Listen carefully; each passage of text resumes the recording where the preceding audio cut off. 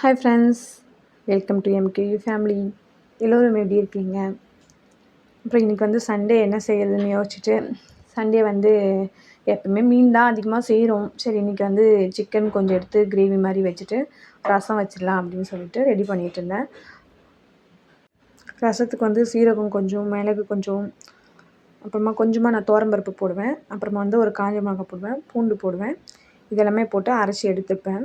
அப்புறமா தக்காளி வந்து நான் தனியாக கொஞ்சம் அரைச்சி எடுத்துப்பேன். அரைச்சி தான் ஊற்றுவேன் தக்காளி. அதையுமே கொஞ்சம் எடுத்துக்கிட்டேன் அரைச்சி. அப்புறமா வந்து பேன் வச்சுட்டு அதில் வந்து கொஞ்சமாக எண்ணெய் ஊற்றிட்டு கடுகு போட்டு ஒரு காஞ்ச மிளகாய், ஏன்னா மிளகு போடுறதுனால கொஞ்சமாக ஒரே ஒரு காஞ்ச மிளகாய் போட்டு கருவேப்பிலை போட்டு அதில் வந்து அரைச்சி வச்ச அந்த மசாலாவை வந்து போட்டு நல்லா வந்து வறுத்துப்பேன். கொஞ்சம் ஸ்மெல், அந்த பச்சை ஸ்மெல்லு, பூண்டு ஸ்மெல்லாம் லைட்டாக போகணுன்றதுக்காக நல்லாவே வறுத்து எடுத்துடுவேன். வறுத்துட்டு ஸ்மெல் போல் வறுத்ததுக்கப்புறமா புளி கொஞ்சமாக ஊற வச்சேன். ஏன்னா தக்காளி சேர்க்கறனால புளி ரொம்ப ஊற வைக்க மாட்டேன். கொஞ்சமாக ஊற வச்சு அதையுமே கரைச்சி புளியுமே அதில் ஊற்றிட்டேன். புளி தண்ணி ஊற்றிட்டு வேணுன்ற அளவு தண்ணியுமே ஊற்றிக்கிட்டேன். தண்ணி நம்மளுக்கு வேணுன்ற அளவுக்கு ஊற்றிக்கிட்டால் போதும்.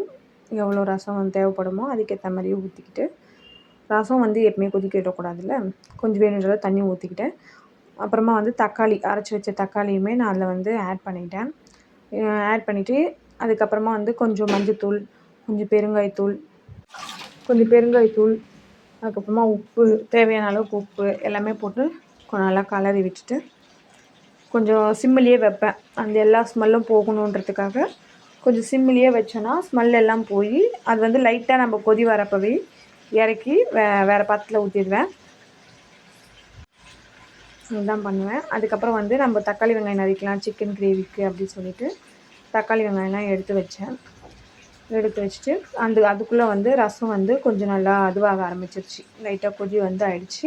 அதையுமே வேறு பாத்திரத்தில் ஊற்றிட்டு கொத்தமல்லி போட்டு மூடி வச்சிட்டேன். அப்புறம் வதக்கிக்கலாம். தக்காளி வெங்காயம் வந்து வதக்கிட்டு அதோடு வந்து நம்ம அரைச்சிக்கலாம் அப்படின்னு சொல்லிட்டு கொஞ்சம் எண்ணெய் ஊற்றிட்டு அதுக்கப்புறம் கொஞ்சமாக வந்து காஞ்ச மிளகாய், ஒரே ஒரு காஞ்ச மிளகாய் போட்டேன். அந்த காஞ்ச மிளகாய் போட்டு இதோட பூண்டு கொஞ்சம் போட்டேன். பூண்டு, இஞ்சி இதெல்லாமே சிக்கனுக்கு தேவையை போட்டால் நல்லாயிருக்கும், அரைச்சி ஊற்றினா நல்லாயிருக்கும் அப்படின்ட்டு பூண்டு ஒரு 5-6 பல் பூண்டு போட்டுக்கிட்டேன். அதோடுமே வந்து ஒரு 2 துண்டு இஞ்சி போட்டுக்கிட்டேன். ஏன்னா நம்ம மிளகாத்தூள்லாம் ஆட் பண்ண தான் போகிறோம். அதனால் இதெல்லாமே போட்டு நல்லா வதக்கிட்டு தேவையான வெங்காயத்தையும் சேர்த்துக்கிட்டு வெங்காயம் நல்லா வதங்கினதுக்கப்புறமா தக்காளி கொஞ்சம் ஆட் பண்ணிக்கிட்டேன். தக்காளி ஆட் பண்ணி அதுவுமே வந்து நல்லா வதக்கி விட்டுட்டு இதெல்லாமே நல்லா ஆற வைக்கணும். ஆற வச்சதுக்கப்புறமா நம்ம ஒரு மிக்ஸி ஜாரில் போட்டு நல்லா அரைச்சி பேஸ்ட் மாதிரி கொஞ்சம் அரைச்சி எடுத்துக்கலாம். நான் இப்படியும் செய்வேன், வேறு மாதிரியும் செய்வேன். சரி, இன்றைக்கி இப்படி செஞ்சு பார்ப்போம், எப்படி வருது, டேஸ்ட் எப்படி இருக்குதுன்னு பார்ப்போன்ட்டு பண்ணேன்.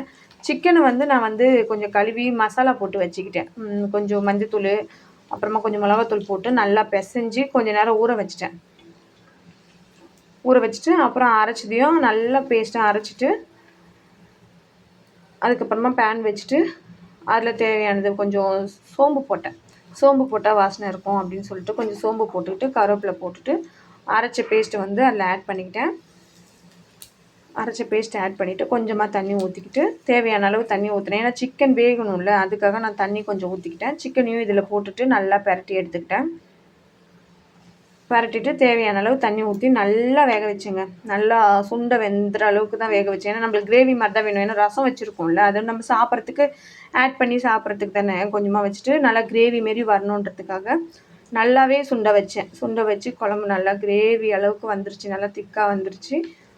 அதுக்கப்புறம் அதை எடுத்து வச்சுக்கிட்டேன். அப்புறம் இன்றைக்கி சண்டே வந்து தேவையான அளவு ரசம், அப்புறம் வந்து சிக்கன் கிரேவி, இது பாருங்கள் கிரேவி மாதிரி வந்துருச்சு. கிரேவி மாதிரி வச்சுட்டு ரசம் வச்சிட்டோம், சிக்கனும் செஞ்சிச்சு, சாப்பாடுமே வடித்தாச்சு. எல்லாமே இன்றைக்கி சண்டே ஸ்பெஷலானதுலாம் ரெடி ஆகிடுச்சு. எல்லா சண்டேவும் எங்கள் வீட்டில் மீன் தாங்க வைப்போம். மீன் சரி, இதுவும் செஞ்சு பார்ப்போம். மீனுமே இருக்குது, வறுக்கணும், லாஸ்ட்டாக வறுத்துக்கலாம் அப்படின்னு சொல்லிட்டு இது வரைக்கும் செஞ்சு முடிச்சாச்சு. சண்டே ஸ்பெஷல் அவ்வளோதான் ஃப்ரெண்ட்ஸ். பாய், டேக் கேர்.